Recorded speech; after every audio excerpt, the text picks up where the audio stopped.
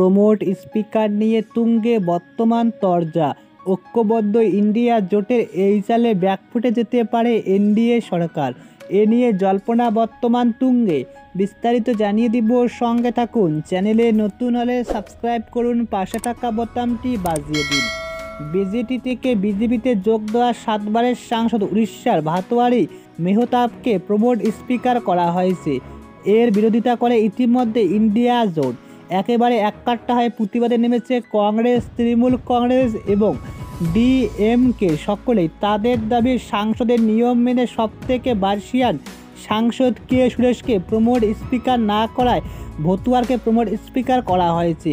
শুধু মৌলিকভাবে প্রতিবাদ জানানো নয়, প্রমোট স্পিকার নিয়ে বড় সিদ্ধান্ত নিয়েছে ইন্ডিয়া জোট। প্রমোট পদে নির্বাচিত প্রতিবাদের সহায়কের তালিকা থাকা সত্ত্বে স্পিকার চেয়ারে বসবে না তৃণমূল সাংসদ সুদীপ বন্দ্যোপাধ্যায়। পাশাপাশি প্রমোট স্পিকার চেয়ারে বসবেন না বলে জানিয়ে দেয় কংগ্রেসের কে সুরেশ এবং ডিএমকে সাংসদ টি.আর. বালু।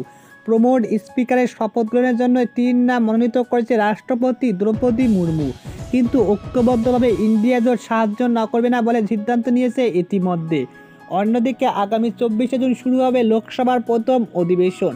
তার ঠিক 2 দিন পর 26 তারিখ স্পিকার পদ নির্বাচনের জন্য ভোটাভুটি হবে। অথচ এখনও স্পিকার পদে কাকে মনোনীত করা হবে তা চূড়ান্ত করতে পারল না এনডিএ সরকার। গত মঙ্গলবার স্পিকার প্রার্থীর নাম চূড়ান্ত করতে কেন্দ্রীয় প্রতিরক্ষা মন্ত্রী রাজনাথ সিংয়ের বাড়িতে বৈঠকে বসে এনডিএ শিবির। তা সত্ত্বেও একটি নামে সিলমোহর দেওয়া সম্ভব হয়নি বলে সূত্রের খবর।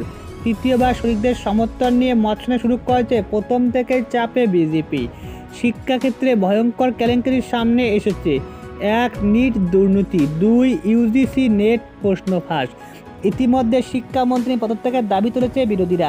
পাশাপাশি গত বছর 146 জন সাংসদকে বহিষ্কার করার যে ন্যায্য সংহিতা আইন পাশ করেছে মোদী সরকার, তা 1 জুলাই থেকে প্রণয়ন করা যাবে না বলে ইতিমধ্যে আওয়াজ তুলেছে ইন্ডিয়া জোট।